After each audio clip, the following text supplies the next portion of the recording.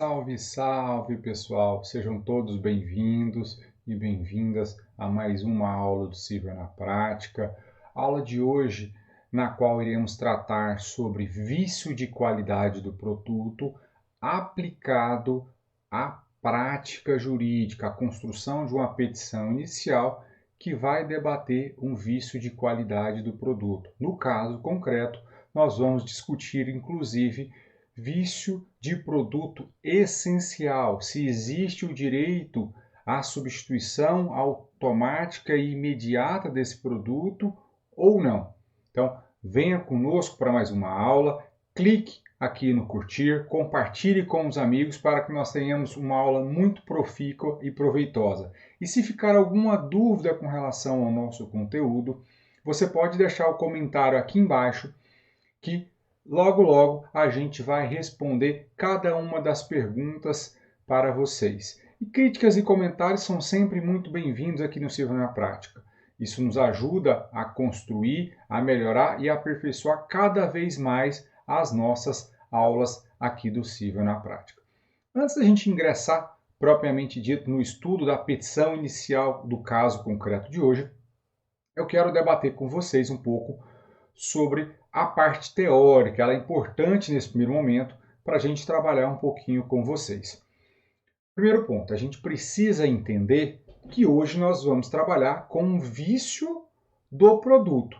E ao falar dessa palavra vício do produto, nós estamos nos referindo ao Código de Defesa do Consumidor e não lá do Código Civil. Quando o Código Civil ele vem a tratar dessa temática, lá no seu artigo 441, ele trata isso como um vício redibitório, que é diferente do vício do produto tratado aqui no Código de Defesa do Consumidor. Para a gente fazer um pequeno paralelo com vocês, para vocês entenderem melhor essa diferenciação, quando eu falo de vício redibitório lá no Código Civil, eu estou falando apenas de vícios ocultos. Aqueles vícios que não são perceptíveis a olho nu no primeiro momento que você tem contato com aquele produto. Diferentemente, lá no Código de Defesa do Consumidor, você tem tanto esse vício oculto que existe no Código Civil, mas também temos a situação do vício aparente.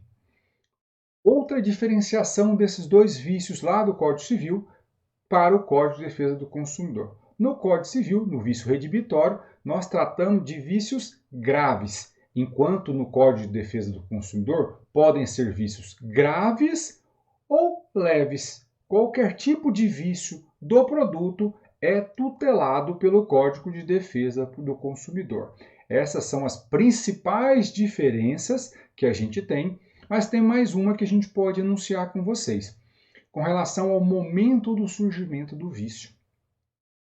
Quando a gente está tratando do Código Civil, o vício redibitório ele é tratado quando é surgido contemporaneamente ao contrato, diferentemente do Código de Defesa do Consumidor, que o vício pode ser contemporâneo ou não à formação do contrato. O vício pode ter sido anteriormente à compra daquele produto e ainda assim vai ser tutelado pelo Código de Defesa do Consumidor.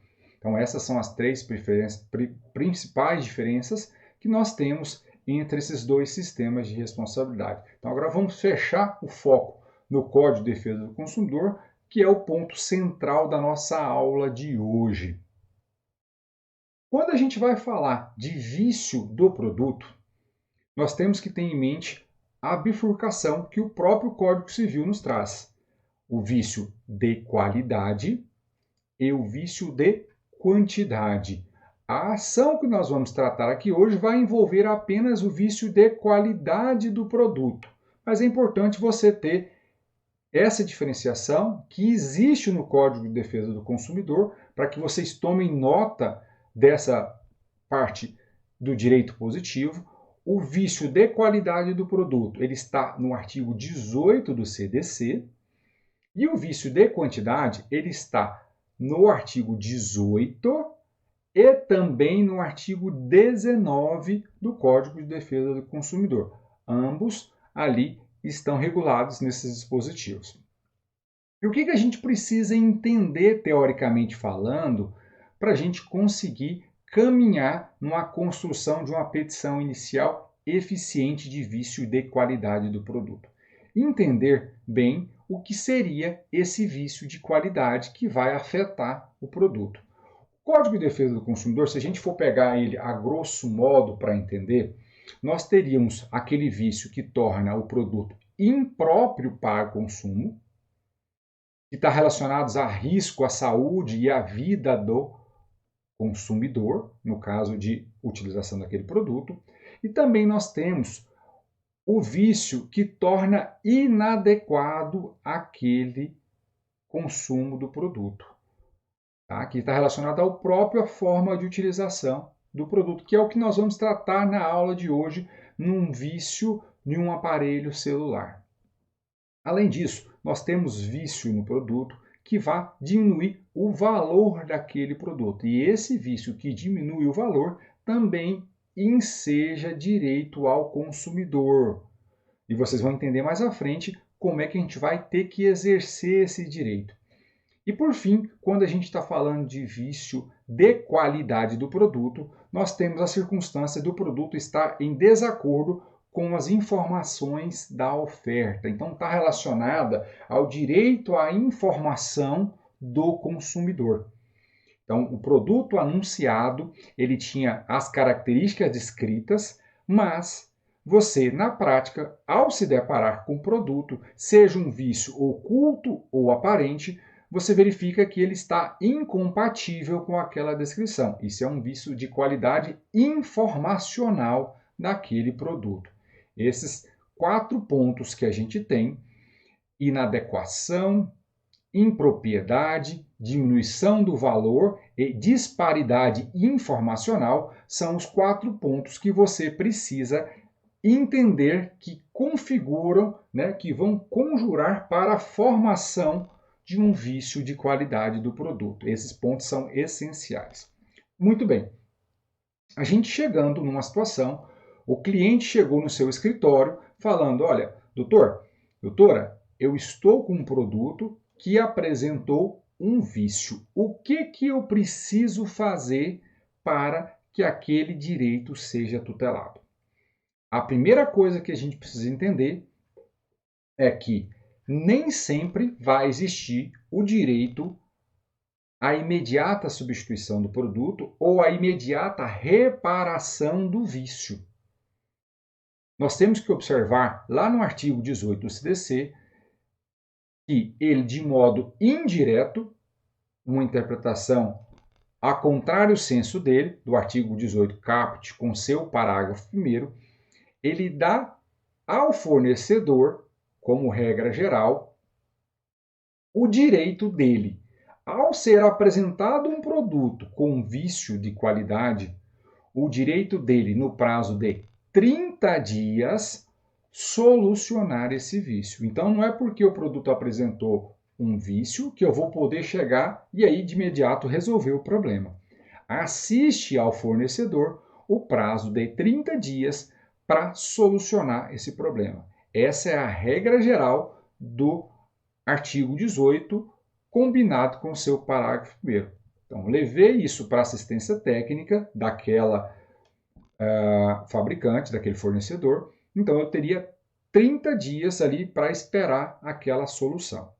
Não solucionado esses 30 dias é que vai abrir as possibilidades ao consumidor.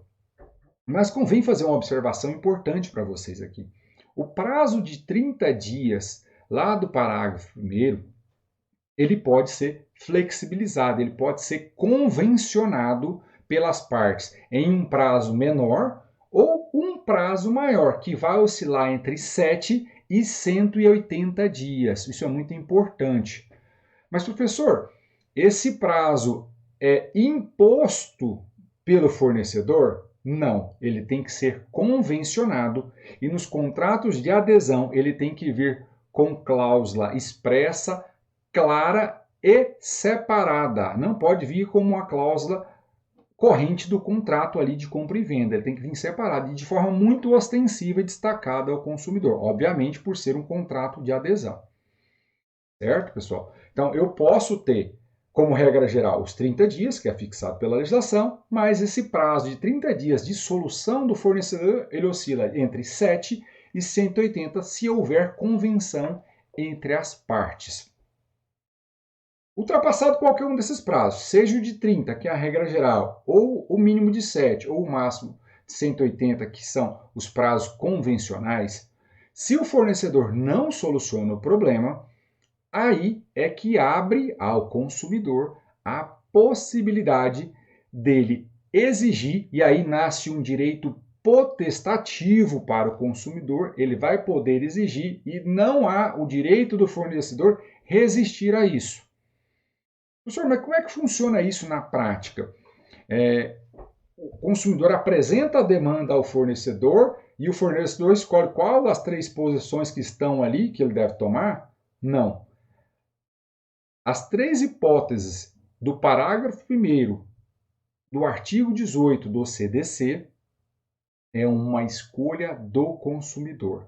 Professor, mas quais são essas 3 hipóteses que abrem ao consumidor nas situações em que o fornecedor não soluciona no prazo legal? Então, primeiro ponto, aquele consumidor, a sua escolha, ele pode pedir a substituição do produto por outro de mesma qualidade e mesmo modelo que aquele produto adquirido. Esse é o primeiro ponto. Então tem que ter a mesma qualidade. Ele vai exigir daquele fornecedor um produto de mesma qualidade. Outra possibilidade que assiste àquele consumidor. Ele pode pedir a resolução do contrato. Falar, eu não quero mais continuar com esse produto. Eu estou insatisfeito, chateado, não quero mais continuar. Então, resolve-se o contrato, recebe de volta toda a quantia paga atualizada. Então, eu devolvo aquele produto ao fornecedor, recebo meu dinheiro de volta atualizado. E nesse dispositivo, ele fala que quando é a restituição de valores, ela pode ser acumulada ainda com perdas e danos também. Essa é uma possibilidade que se abre aí dentro da dicção literal do parágrafo 1º do artigo 18. Certo? Então, nós temos essas 2 posições. E nós temos uma terceira possibilidade, que é o abatimento proporcional do preço. O que é isso? Eu fico com o produto, mas em decorrência daquele vício que existe no produto, mas ainda me permite utilizá-lo, eu posso ter uma redução proporcional do preço. Então, se ele custava 1.000, aquela peça que está defeituosa daquele meu produto, ela diminui o valor em R$300, abate-se proporcionalmente, então eu tenho que receber de volta a diferença ali daquele pedaço, daquela peça que esteja viciada. Então são essas 3 possibilidades que abrem ao consumidor após expirado o prazo legal ou convencional de o fornecedor solucionar o problema. Então, se fosse uma ação judicial de um produto comum, eu só poderia exigir judicialmente daquele fornecedor qualquer uma das 3 possibilidades depois de expirado o prazo. Se eu fizer isso antes, com certeza eu vou ter uma improcedência do meu pedido, tá? Então não poderia fazer isso. Mas a gente precisa avançar. Isso é o básico que a gente tem hoje no CDC.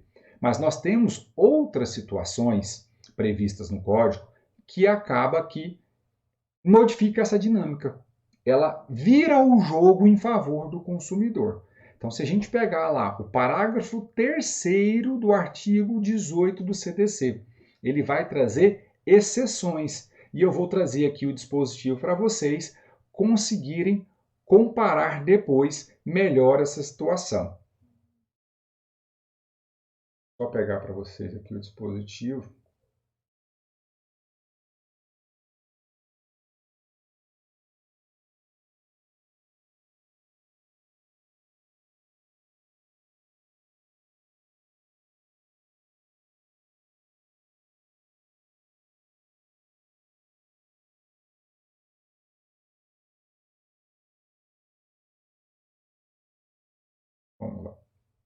O consumidor poderá fazer uso imediato das alternativas do parágrafo 1º, que é as 3 hipóteses que eu mencionei a vocês, deste artigo, sempre que, em razão da extensão do vício, então aqui, primeiro ponto, eu preciso ter em consideração qual que é a dimensão daquele vício. Se for um vício de pequena monta, não abre essa possibilidade de o consumidor diretamente acionar o fornecedor. Primeiro ponto. Em razão dessa extensão, a substituição das partes viciadas puder comprometer a qualidade ou características do produto.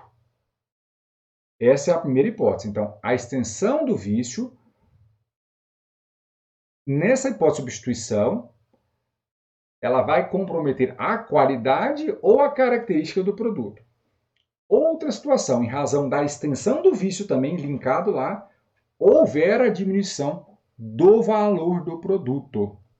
E a terceira hipótese, se tratar de produto essencial. Essas são as possibilidades que nós temos de fazer uso imediatamente dos direitos do consumidor. Eu não preciso esperar os 30 dias ou o prazo convencional de 7 a 180 dias. Nessa situação, principalmente quando a gente está diante de um bem essencial, que é a mais recorrente, a gente não precisa esperar o decurso do prazo de 30 dias. Então, o que acontece? Vamos supor, uma geladeira que a gente tem, um aparelho celular, que é o objeto da nossa demanda hoje, e vários outros produtos de essencialidade para o ser humano. Eu não preciso esperar os 30 dias. Eu vou levar ao fornecedor. Vejam que eu estou falando fornecedor em sentido amplo. Eu vou levar ao fornecedor e ele imediatamente tem que realizar a escolha do consumidor, uma das 3 posturas: substituição do produto, rescisão do contrato com restituição de valores ou o abatimento proporcional do preço. Nessas circunstâncias, eu não preciso esperar o prazo legal. Então, este é o contexto que nós temos básico para fazer uma inicial nessa temática de vício do produto.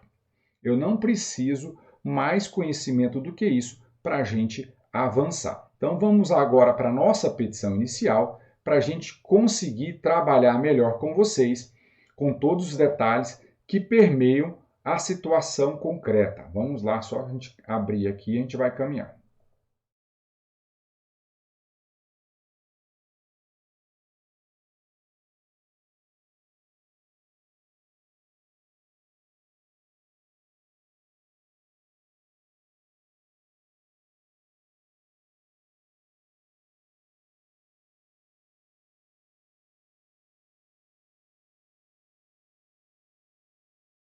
Agora foi.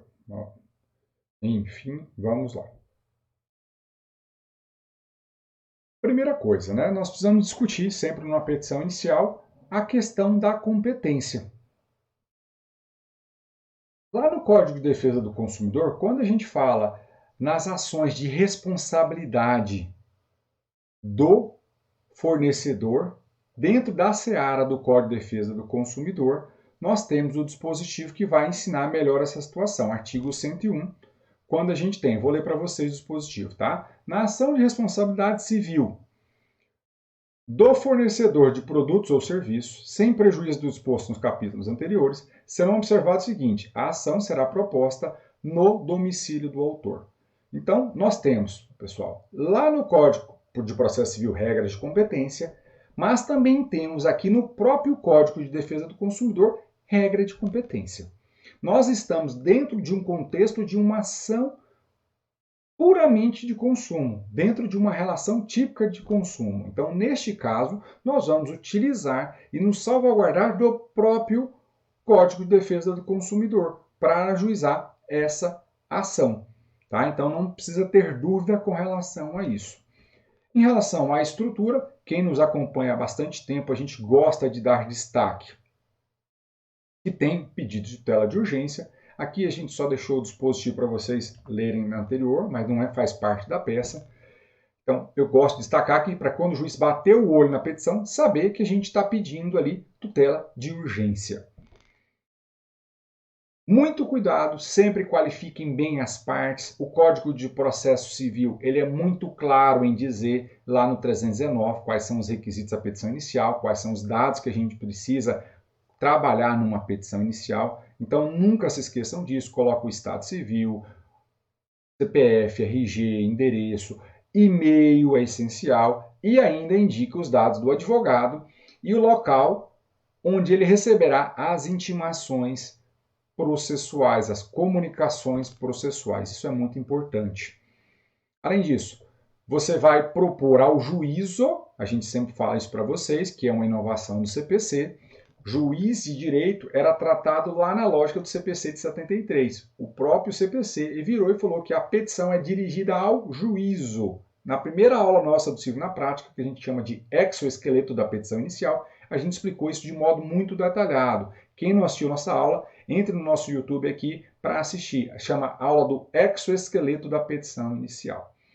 Essa ação é uma ação pelo procedimento comum e eu preciso fazer agora um comentário com vocês. Professor, mas é uma ação de vício do produto. Por que você está propondo pelo procedimento comum? Por que você não propõe lá no juizado especial essa ação? Por quê, pessoal? Seguinte, nesses casos de vício do produto, pode ter a necessidade de uma perícia. E se, do outro lado do processo, a gente tiver a situação de o fornecedor falando, olha, nesse caso aqui não tem vício, ou há um mau uso do consumidor do produto. Como é que vai ser discutido isso no juizado? Com certeza, o réu vai alegar isso na sua defesa, vai alegar que a causa é complexa, porque demanda uma prova pericial, e aí você vai perder tempo da sua demanda. Então, faça na justiça comum, pelo procedimento comum. E a gente vai ajuizar essa ação contra quem? Então, vamos prestar bastante atenção nisso aqui, que isso aqui é uma inovação do STJ de 2020 para cá. Nós vamos ajuizar contra o vendedor, o comerciante, e contra o fabricante. Percebam isso e eu vou explicar mais à frente para vocês por que a gente está colocando no polo passivo os dois fornecedores. Os dois estão no conceito lá. Nós temos o gênero fornecedores e nós temos espécies várias, fabricante, importador, comerciante, entre outros. Nós temos inúmeros fornecedores. Então, o comerciante e o fabricante é uma das espécies que existem ali no conceito do artigo 3º do Código de Defesa do Consumidor. Então, a gente precisa saber disso. E vocês vão entender mais à frente como é que a gente vai trabalhar com isso e por que a gente pode colocar o comerciante também. E por que a gente diferencia também do fato do produto. Contexto fático. Quem assistiu a nossa última live, está salva lá no nosso Instagram com o juiz Alessandro Belizo, uma live sobre responsabilidade civil. A gente falou bastante também sobre contexto fático da petição inicial. A sua causa de pedir remota. Os fatos que constituem a sua pretensão. É muito importante que você detalhe bem isso aqui. A gente não vai ler fatos para vocês, mas eu vou te contextualizar para você entender como é que a gente está trabalhando com a causa, para você compreender, por conseguinte, como é que funciona a argumentação jurídica desse caso. Então é o seguinte, eu fui na loja, eu, Homero, fui lá e comprei numa grande magazine um aparelho celular Apple, modelo última geração que tinha. Custou lá 12 mil reais, por exemplo. E aí eu fiz a compra desse produto. Tenho a data disso, porque tenho nota fiscal, eu comprei. Então você vai citar no dia tal, porque você tem que analisar prazo decadencial para reclamar de vício de produto, né, lá do artigo 26. Então você vai declinar na sua inicial isso. Olha, no dia tal, comprei o aparelho celular na loja tal, que é uma das demandadas desse processo, pelo valor tal, eu tenho que discriminar esse valor que eu paguei. E quanto tempo depois que ocorreu o vício? Então eu vou enunciar para o juiz a compra, valor da compra, data da compra e quando que ocorreu o vício no produto e qual foi o tipo de vício que aconteceu. Eu vou descrever para o juiz isso na minha petição inicial, detalhando isso para ele. Além disso, o que eu vou fazer? Eu vou pormenorizar para o juiz o depois disso. Detectado o vício, o que foi feito por parte do consumidor e por parte dos fornecedores para tentar encontrar uma solução para o vício apontado. Então, aquele consumidor, ele procurou primeiro a loja que lhe vendeu o produto, que era o acesso mais fácil, mais rápido, estava mais próximo da residência dele, então ele procurou, olha, comerciante, procurou o vendedor. Meu produto aqui parou de funcionar, não liga nunca, não liga mais. Tentei, já carreguei, não funciona. Então, o meu aparelho celular está com um vício de qualidade. Ele está inadequado para o fim que ele se destinou. Eu não tenho condições de usá-lo. Então, eu queria aqui que você encaminhasse ao fabricante para realizar a substituição do produto. Eu estou escolhendo a substituição do produto. Por que eu estou escolhendo a substituição do produto? Porque ele é um produto essencial. Na modernidade, na atualidade, é impossível pensar que um aparelho celular não constitui um bem essencial do ser humano. Nós compramos comida por aplicativo, nós pagamos contas, nós conversamos com nossos familiares e nesse momento de pandemia é a forma de aproximação social que nós temos. Então tem uma série de argumentos para você trabalhar com isso. E já existem julgados defendendo a essencialidade do aparelho celular para a vida humana na modernidade que a gente vive hoje. Então você vai explicar, olha, aqui eu procurei o comerciante. Ele falou, olha, não vou receber porque eu não tenho obrigação de tratar com isso. Isso é responsabilidade do fabricante, você que se vire com ele. Ah, mas eu não tenho isso documentado, professor. Como é que eu vou fazer para regulamentar isso do termo probatório? Eu posso utilizar testemunhas, caso, por exemplo, aquele consumidor tenha se dirigido pessoalmente à loja para isso e ele tenha levado alguém com ele. Agora, se eu não tenho essa prova testemunhal, eu preciso produzir uma prova documental. E aí, o que você vai fazer? Você vai ajudar o seu cliente, você vai pedir para ele mandar mensagens por WhatsApp, porque normalmente essas lojas todas hoje trabalham com vendas por WhatsApp. Você vai mandar essa mensagem falando, olha, eu quero fazer substituição, para forçar o vendedor a colocar por escrito que ele não vai fazer nada por aquele caso, que ele não tem responsabilidade, que ele não pode auxiliar. Ponto. Você produziu uma prova documental para juntar no seu processo disso. E aí, guarda e junta no seu processo. Obviamente que você, se o seu consumidor não tiver feito isso, você vai orientá-lo a procurar o fabricante. Então, fabricante, meu celular está com problema, não liga, não funciona mais. Eu procurei o comerciante não quis solucionar o problema e jogou a responsabilidade para você. Então, eu quero que você me dê um novo celular em substituição àquele viciado.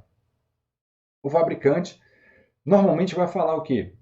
Não vou te dar o meu produto. Eu tenho o direito de solucionar em 30 dias. Você me deu o celular aqui que eu vou tentar consertá-lo em 30 dias, substituindo a eventual peça viciada.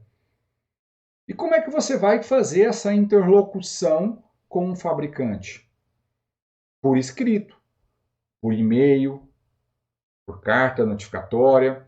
Mas hoje as plataformas todas praticamente de vendas têm e-mail, tem chatbot que você conversa, você pode capturar aquelas telas ali de conversa, quando não tem ouvidoria. Então você poderia solicitar, inclusive, gravações dessas ligações. Então tudo isso você pode reunir como prova dessa tentativa de solução do problema. Por que, professor, você está fazendo essa via sacra de tentativa de solução e não já partiu para a ação judicial? Vocês vão entender, porque eu quero trabalhar com a reparação pelo desvio produtivo do consumidor. O consumidor tentou resolver o problema por mais de uma vez e não alcançou sucesso nisso. Então vocês vão entender a argumentação por que eu cheguei lá. Porque se você for ajuizar uma ação, por exemplo, um celular de R$1.000, às vezes não vale a pena, dependendo do contexto. Lógico que quando for, por exemplo, um iPhone, que o valor dele é considerável, vai valer a pena, mas em outro contexto não. Então, por isso é importante vocês trabalharem com o desvio produtivo do consumidor, mostrando toda a via sacra que aquele consumidor teve para tentar solucionar o seu problema. Deixa eu só tirar isso aqui para vocês, para ficar melhor aqui, tá? Esses pinguinhos aqui. Aí, agora ficou bom. Então, vamos lá. Então, você vai fazer toda essa narrativa para o juiz, explicando todo esse contexto. Eu preciso fazer um mega texto de 5 laudas? Não. Vocês vão perceber aqui que a gente fez um texto, ó, começou na página 2, explicando para o juiz, e ele acabou praticamente na página 2. Ele terminou com 2 linhas. Então, 1,5 folha você consegue explicar para o juiz esse contexto. Você não precisa mais do que isso para explicar. Todas essas circunstâncias que eu mencionei a vocês. Tomem nota, repitam o vídeo, porque ele é importante para enunciar. Lembrem, o juiz não conhece os fatos, o direito ele conhece.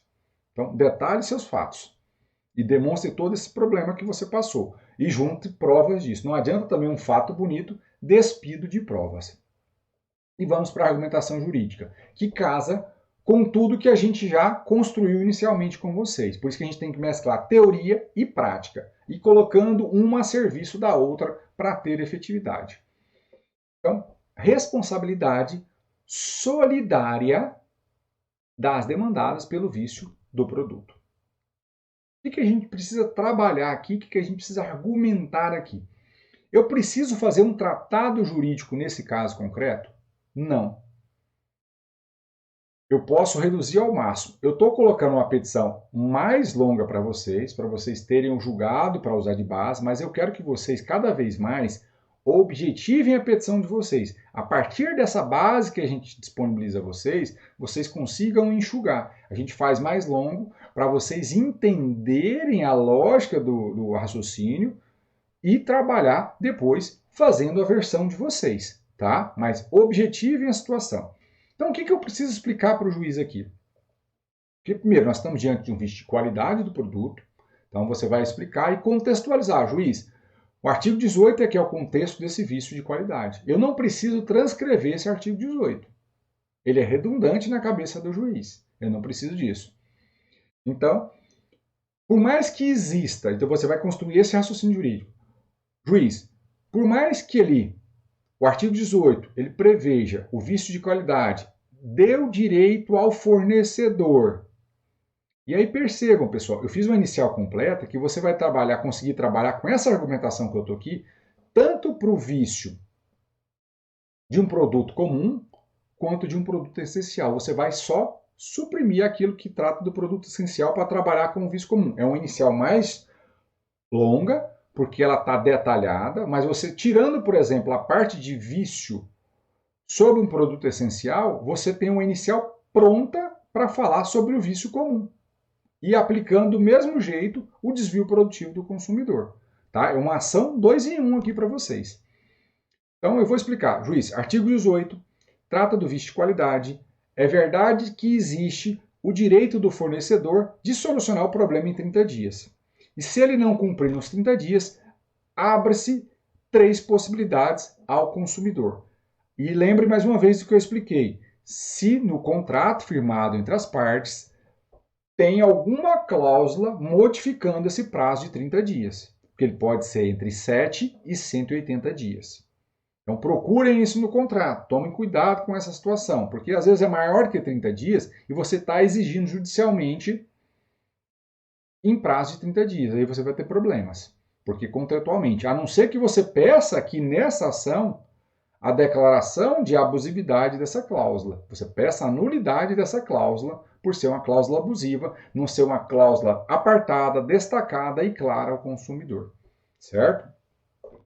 Então, você explicou isso para o juiz. E aí você fala, olha, essa é uma regra geral, o prazo para o fornecedor solucionar. Mas aqui no caso concreto, juiz, nós estamos lidando com o contexto de um produto essencial. Além de outras hipóteses que a gente tem ali no parágrafo 3º do artigo 18 do CDC. Então aqui, como eu falei, uma ação que vai comportar várias versões. Então nós temos aqui para vocês entenderem. Lá, deixa eu só selecionar aqui.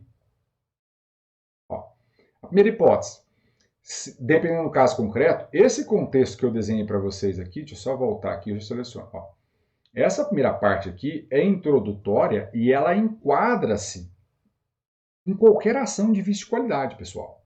Qualquer uma, seja de produto comum, seja de produto essencial. Você vai só fazer as exclusões do que não se aplica para o seu caso. Então, falei da regra geral aqui, e agora venho para a exceção. E a exceção, ela tem 3 possibilidades, como eu já expliquei a vocês. Então, no caso, a gente está tratando de produto essencial, mas eu poderia argumentar aqui também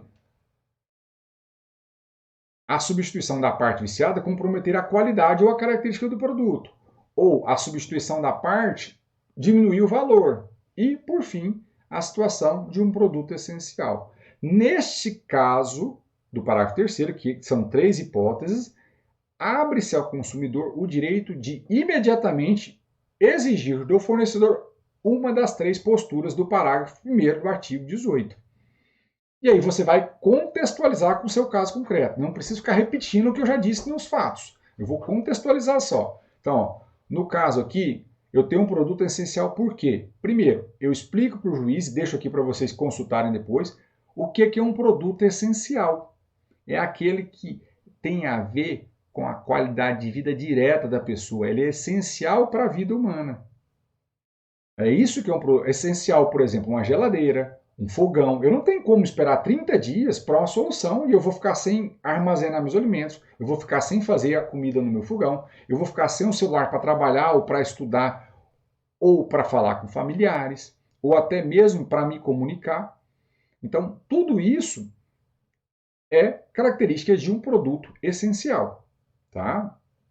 A gente já teve casos, por exemplo, de geladeira, que ainda assim o fornecedor se recusou a fazer a substituição imediata. E nós entramos com ação, pedimos a substituição imediata e a reparação de danos também, tá? Então, aqui a gente explicou por que o aparelho celular ele é indissociável da vida humana e mais do que isso. A gente coloca como nota de rodapé, e aí lembra muito bem do que a gente já vem falando em algumas aulas com vocês. Eu não preciso ficar transcrevendo jurisprudência toda vez aqui. Joga ela com o rodapé. Você jogou a essência no parágrafo, como a gente colocou aqui para vocês, mas se o juiz quiser conferir, ele tem um rodapé. E aí a gente tem do tribunal respectivo, por exemplo, eu sou de Mato Grosso do Sul, a gente trouxe o julgado de Mato Grosso do Sul, mas nós temos vários estados. Por exemplo, o IDEC, de São Paulo, que é uma associação fortíssima de defesa do consumidor, tem disposições no seu site falando da essencialidade, explicando a essencialidade do celular. E dificilmente, né, a gente vai entender de forma contrária. Eu espero que a jurisprudência cada vez mais reconheça essa essencialidade, a não ser, né, um julgador que viva na era das pedras, né, com o devido respeito. Eu acho difícil a gente pensar no celular fora do contexto. Então, você explicou isso.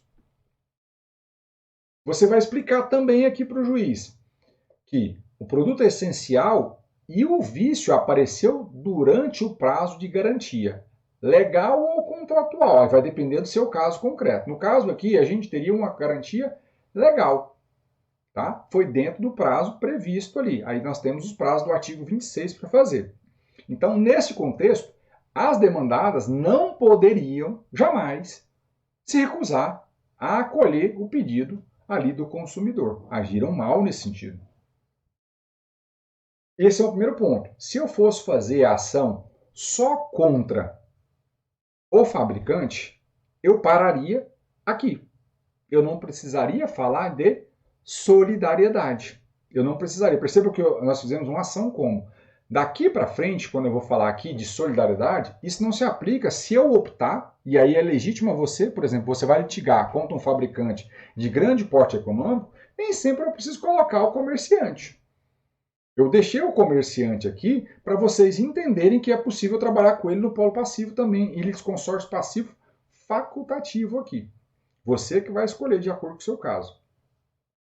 Se o seu fabricante tem um porte econômico bom, não compensa colocar o comerciante. Vai só te dar trabalho com citações e atrasar seu processo. Mas eu preciso contextualizar por que que eu coloco o comerciante aqui com vocês? E aí eu chamo a atenção, parem, prestem atenção, se for o caso, volte o vídeo. E antes de tudo, clica no curtir se está gostando da nossa aula aqui e compartilhem com os amigos. Vamos falar um pouquinho sobre a solidariedade no vício de qualidade.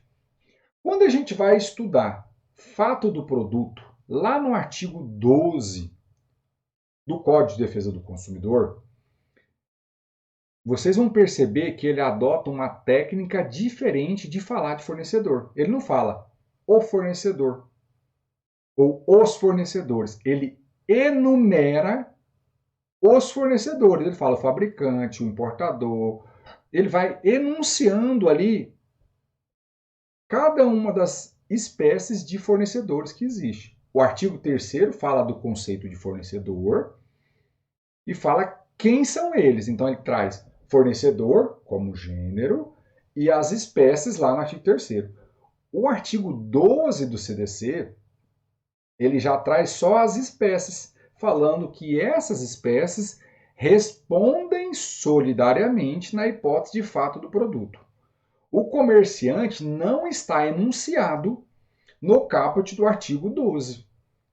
Por quê? Embora ele tenha uma relação de solidariedade no comerciante, existe uma relação de subsidiariedade. Ele não vai responder primariamente por relação àquele fato. Só nas hipóteses subsidiárias é que ele vai responder. Diferentemente, quando eu venho a ler o artigo 18.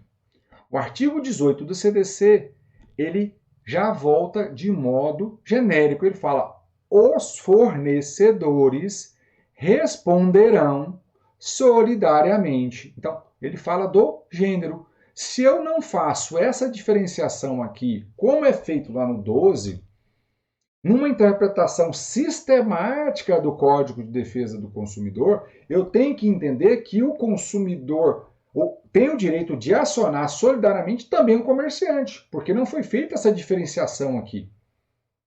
Isso é regra de interpretação jurídica. Eu não posso fazer. E foi nesse sentido que o STJ veio a entender que o comerciante também responde nessas situações de vício de qualidade. E como é que ele responde? Como é que o STJ decidia? Ele falava que antes, se existisse assistência técnica credenciada no município do consumidor, o comerciante não responderia, ele não teria obrigação de pegar o produto e encaminhar ao fabricante para ele fazer o reparo ou fazer a substituição imediata.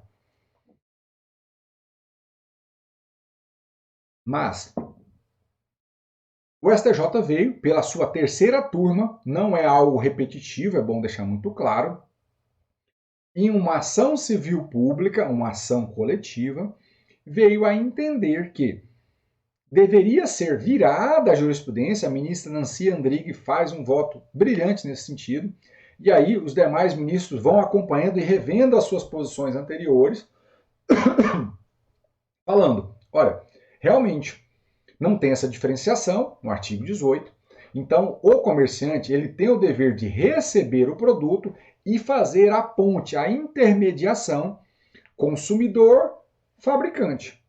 Se ele não faz isso, ele está incorrendo ali numa prática ilícita. E aí, nesse caso concreto nosso aqui, foi justamente o que aconteceu. O comerciante não recebeu o produto, se recusou, ele simplesmente relegou a responsabilidade ao fabricante e não recebeu o produto. Por isso que nós optamos por colocá-lo no polo passivo da demanda. Mas no seu caso, se não tiver esse contexto, você pode suprimir isso e acionar só o fabricante, principalmente se for um grande fabricante que tenha aporte econômico para custear eventual reparação e eventual reparação de danos morais ou extrapatrimoniais. Tá, pessoal? Então, é nesse contexto que a gente explica a solidariedade, calcado no entendimento do STJ, que a gente deixa de rodapé para vocês aqui. Que é esse julgado aqui abaixo. Certo? Então, vamos prosseguir. Explicado isso, a gente vai para a conclusão.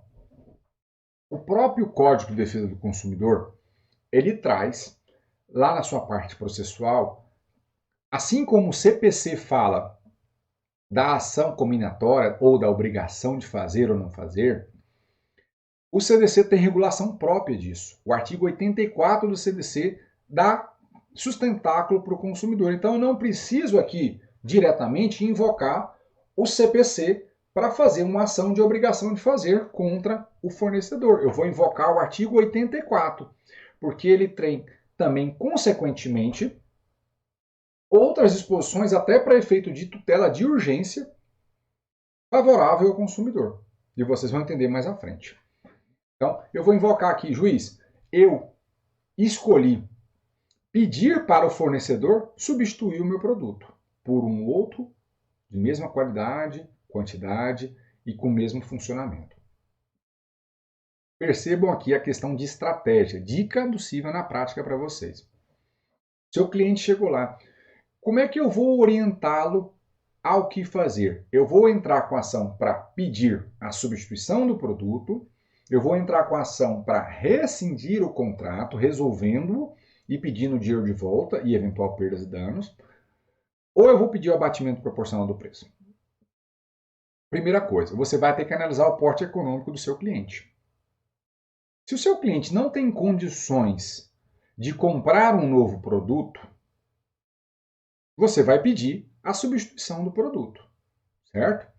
Agora, se o cliente tem condições, o melhor é pedir o ressarcimento, porque é mais rápido, né? A justiça, infelizmente, tem um volume muito grande de processo, então nem sempre a resposta vai vir ao tempo necessário, principalmente quando eu tenho um contexto de bem essencial. Eu prefiro pedir a resolução contratual com restituição de importâncias pagas, mas nesse caso a gente colocou justamente o contrário, para tentar forçar num contexto que o cliente não tinha condições de comprar, por exemplo, um novo iPhone.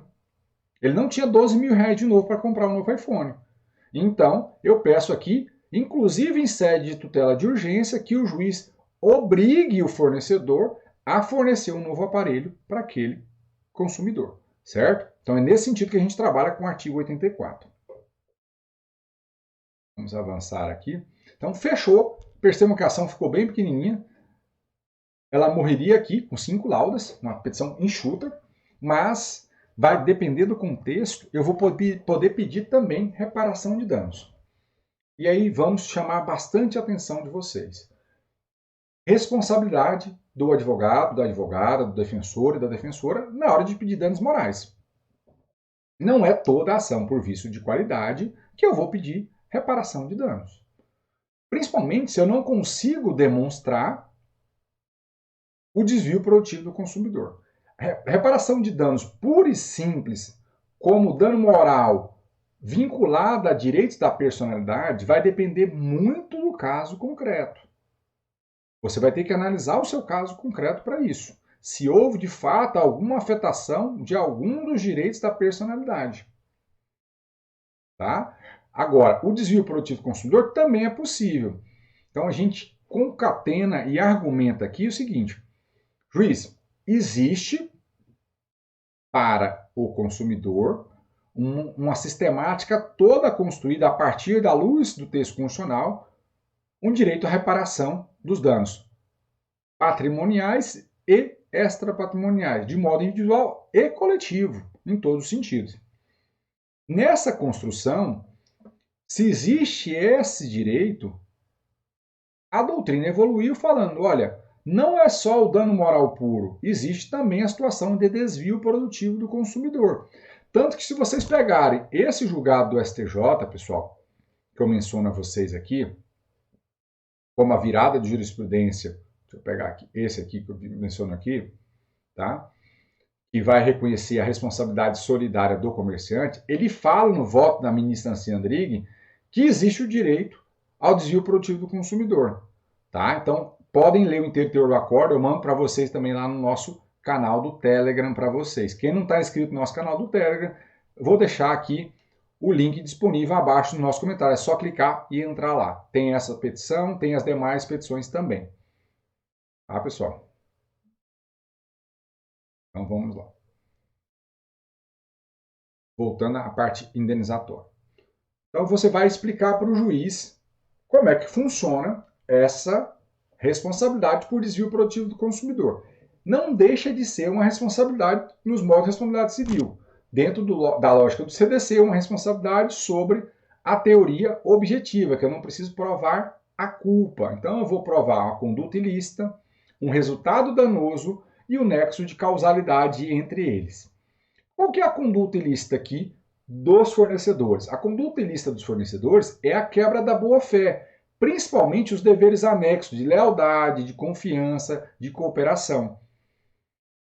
Os fornecedores tinham esses deveres anexos da boa-fé de agir no caso concreto para a rápida solução do vício de produto que existia no caso. E o que ocorreu foi justamente o contrário. Não foram leais, mesmo sendo um produto essencial, não foram leais em respeitar esse direito do consumidor, quebrando a boa-fé, quebrou a legítima expectativa do consumidor que existia na substituição do produto e mais, eles não cooperaram em momento algum para a rápida solução do litígio. Tanto é que, mesmo nessa situação, o consumidor já está há 17 dias, aí vai depender do seu caso concreto, sem o produto, mesmo sendo um produto essencial. E ele que está correndo atrás para solucionar o problema.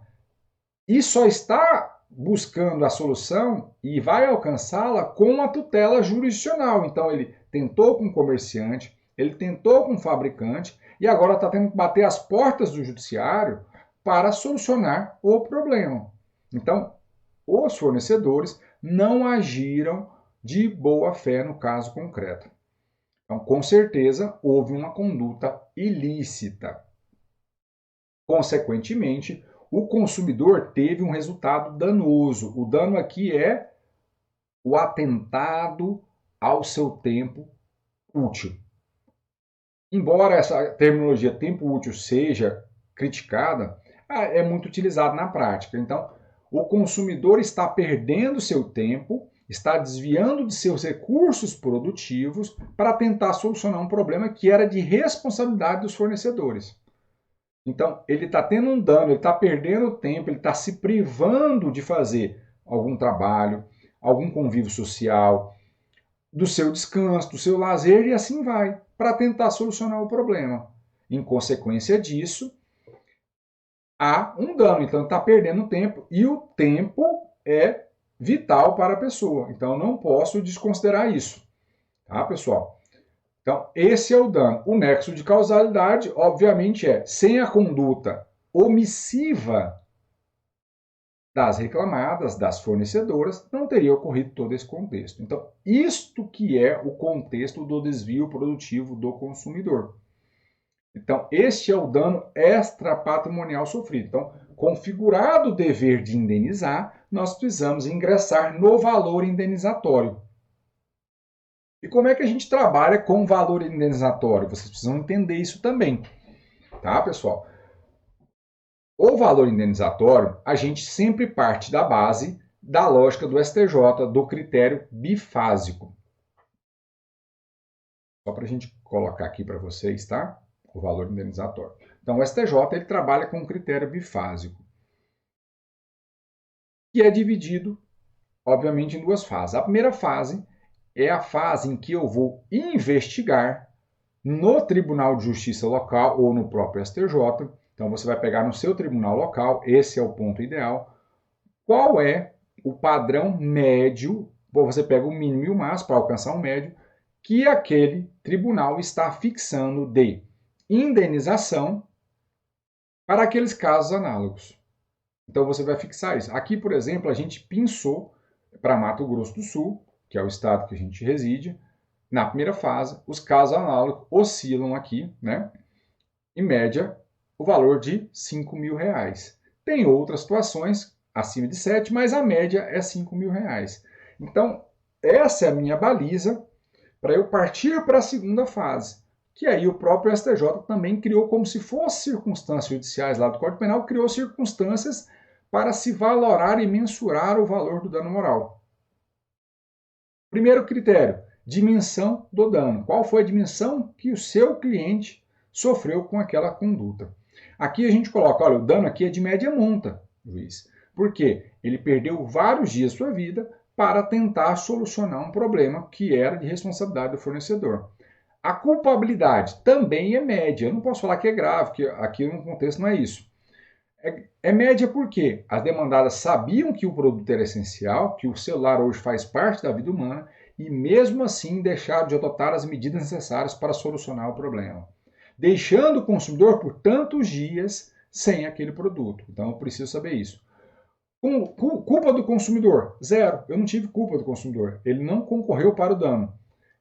E por fim, capacidade econômica das partes. Você vai falar a capacidade econômica do seu cliente e demonstrar isso probatoriamente, isso é importante, e demonstrar a capacidade econômica, probatoriamente falando, dos fornecedores. Quando a gente tem grandes empresas, que são empresas SAs, por exemplo, sociedades anônimas, é fácil de achar. Você vai pesquisar no Google e ele vai dar essas informações. Quando eu não tenho, o que eu gosto de usar de referência? Eu vou olhar pelo CNPJ o capital social daquela empresa no cadastro de situação econômica e cadastral lá na Receita Federal. É disponível a público, você, a partir do CNPJ você consulta. Então, ali você tem uma baliza para falar para o juiz qual é a capacidade econômica dos réus. E fora, né, se for litigar com a pessoa física, você demonstrar a partir de redes sociais. Então, você construiu esse pilar, você vai colocar o seu valor indenizatório. Aqui a gente está colocando que o valor teria que ser de R$7.000, diante do contexto concreto. Nós temos um fabricante de celular que é de grande porte, a conduta é média, então tem que ser um pouco acima do mínimo que tem sido fixado pelo Tribunal de Justiça. Tá? Então esse é o valor indenizatório. E da tutela urgência antecipada? Por que eu falei para vocês que a gente precisa entender o CDC? Pessoal, aqui, como regra, a gente utiliza o CPC, o Código de Processo Civil, trazendo lá a tutela provisória de urgência ou antecipada, a cautelar ou antecipada. O CDC, ele tem normativa própria quando eu falo de obrigação de fazer, então não preciso me socorrer do CPC. O artigo 84, se a gente for navegar por ele, vocês vão perceber que lá no seu parágrafo 3º, ele traz que, nas hipóteses de obrigação de fazer ou não fazer, eu posso pedir de forma liminar a minha pretensão de obrigação de fazer ou não fazer, pautado em 2 requisitos: relevância do fundamento e justo receio de ineficácia do provimento final. E aqui nesse caso concreto, nós temos os 2 elementos muito bem delineados. A relevância está muito clara. Nós temos um produto essencial, nós temos a obrigação dos fornecedores imediatamente solucionarem o problema e não solucionaram. Tá? É um bem essencial que não dá para ficar esperando. Então, é um direito dele a substituição. Quando eu falo de risco de ineficácia do provimento final, a gente tem mais argumentos ainda. Por quê? Não posso, diante de um bem essencial de um aparelho celular, esperar uma eventual sentença futura. Vai demorar muito para isso. Pelo menos 6 meses a 1 ano um processo dessa natureza. Então, falar que eu vou esperar até o final vai se perder completamente o objeto. Eu não posso fazer com a parte ficar sem celular esse período todo, se ela não tem condições de comprar um novo. E mais do que isso, se eu espero o resultado final, é muito provável, diante do avanço tecnológico, que nem exista mais aquele modelo de aparelho. Então, juiz, faça aqui a antecipação dos efeitos da tutela, combinando a parte real a fornecer imediatamente um novo aparelho, substituindo aquele anterior. Então, a gente vai pedir isso, sem prejuízo da aplicação de multa pelo descumprimento. Então, essa é a minha tutela de urgência nesse caso.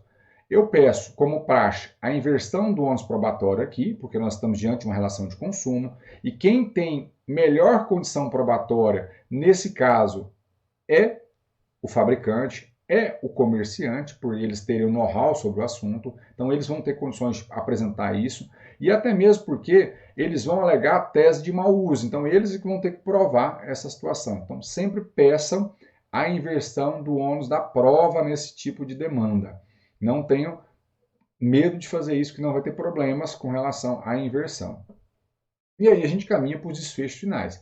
Se tiver gratuidade da justiça, você tem que inserir um requerimento específico disso e abrir um tópico na sua inicial explicando por que o seu cliente faz jus à gratuidade da justiça. Hoje, cada vez mais, o juiz tem mandado emendar a inicial ou até mesmo indeferida gratuidade porque você não instrui adequadamente a inicial com as provas da hipossuficiência econômica daquela parte. Tá? Não esqueça disso. Nesse tipo de demanda de vício de produto que eu já tentei solução extrajudicial, eu costumo pedir para o juiz dispensar a realização de audiência extrajudicial, para que ele enfrente e antecipe etapas, já cite para que seja contestada a demanda e não para realizar uma audiência de conciliação. Peço a tutela antecipatória, liminarmente, sem ouvir a parte contrária, para que imediatamente substitua o aparelho. Cuidado, pessoal, descrevam adequadamente aqui qual é o aparelho, você precisa saber qual que é o produto. E não façam um pedido seco de substituição por outro de mesma espécie. E para ali, ponto. Não, você vai colocar substitua por outro de mesma espécie em pleno funcionamento, ou caso seja impossível fornecer aquele mesmo aparelho, de mesma qualidade, que se substitua um similar, mesmo que de valor superior, e tudo às expensas dos fornecedores. Seja fixada a multa diária por caso de descumprimento, é muito importante isso aqui, para compelir o cumprimento da obrigação. A citação, como a gente sempre fala em todas as aulas nossas de petição inicial, nós temos várias modalidades de citação, você vai analisar de acordo com o seu caso concreto, se é por correio, se é por oficial de justiça, ou até mesmo, no caso de pessoa jurídica, se ela já está cadastrada no sistema eletrônico de citação. Se tiver, escolha sempre esse caminho eletrônico, que ele é muito mais rápido e muito mais eficaz na citação da parte ré. Faça o requerimento de inversão do ônus da prova, para que o juiz não esqueça disso, e você também, lá na fase de especificação da prova, possa reiterar isso sem esquecer. Mesmo que eu peça inversão, a gente protesta de modo genérico pela produção de provas e, dependendo do que for argumentado na contestação, você vai ali na especificação de provas detalhar melhor o que você vai trabalhar do ponto de vista probatório. Você vai pedir a procedência dos pedidos, não é procedência da ação. Direito de ação todas as pessoas possuem, tá? Então, você vai pedir a procedência do pedido para o quê? Condenar as requeridas solidariamente, cuidado com a palavra, a substituir o produto por outro de mesma espécie, qualidade e em perfeita condição de uso. E, no caso de não ser possível, da mesma forma que a gente pediu a lei tutela antecipatória, substitua por outro similar, mesmo que mais caro. Além disso, condenar a reparar o prejuízo moral no valor fixado, R$7.000, você não vai colocar aqui no prudente arbítrio do juiz. Não, o CPC de 2015 não admite essa sistemática. Você precisa especificar qual que é o valor da reparação de danos morais aqui na sua ação. Então, coloque isso e mais, já coloque os juros de mora de 1% ao mês desde a citação e correção pelo IGPM desde o arbitramento. Percebam que a gente coloca desde a citação porque deriva de uma relação contratual. Não é um ato ilícito extracontratual. É contratual. E aí a gente tem julgados do STJ dando respaldo para isso. Por fim, condenar a pagar as despesas sucumbenciais, despesas processuais e honorários advocatícios sucumbenciais. E por fim, valor da causa, que neste caso concreto vai ser a soma dos pedidos. Nós temos pedidos cumulativos de substituição do produto, então você vai colocar o valor do aparelho, o valor da nota fiscal e o valor do pedido de reparação de danos morais, cumulativo um com o outro. E aí fecha a sua petição inicial. Se eu tiver testemunhas, eu posso depositar lá na frente o rol. Mas eu posso também, eu deixo aqui para vocês como possibilidade, aqui a possibilidade de indicar já na inicial essas testemunhas. E essas são as aplicações que a gente queria trazer para vocês hoje.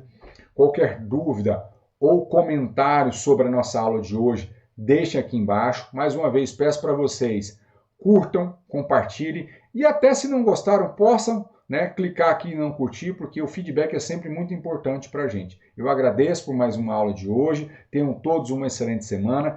Se ligue que na semana que vem, provavelmente teremos mais uma super live ao vivo para vocês, e vocês vão gostar, que o tema é bem interessante, tá? Deixe seu like aqui, um grande abraço, pessoal. Até a próxima.